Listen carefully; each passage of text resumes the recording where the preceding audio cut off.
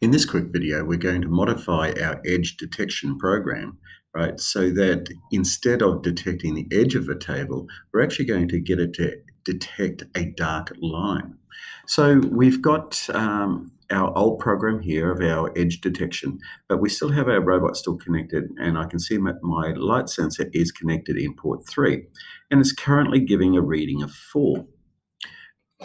Now, this particular color sensor will give a reading anything from 0 right through to quite high numbers. You can see there I'm going up to 15, 28, 30, depending on the color. Now, what are these numbers meaning?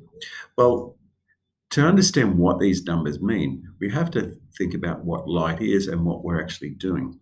So with our code here, I'm going to just change we're into color sensor, and I'm getting it to compare reflected light.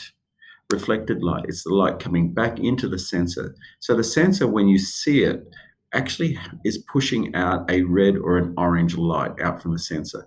And it's actually measuring how much of that light is coming back. Now we know that white light is reflected light. That is pure white light coming, all the lights coming back. But black, well, what we perceive as being black isn't truly a color. It's actually the absence of color. It's actually being absorbed. So any object that is of a dark color is actually absorbing a lot of light, so it would not be reflecting a lot of light back to the sensor. So if I put something of a dark nature underneath my light sensor, you can see it's actually changing there. It's going from a 4 through to a 1 or a 2. And that's because it's now hovering over something that's black, and that color is actually being absorbed. But when we go to a lighter color, it gets to a larger number. So all I have to do is, knowing that those readings first on my sensor, I can then modify this same program to say that when it is less than, say, maybe 3, right, I want it to stop.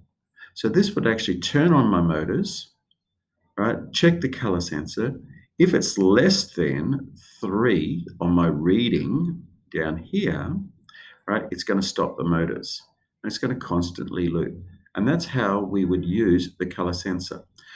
The important thing whenever using the color sensor, before you run your program, is make sure that you get all of your sensor readings first. Very important for that.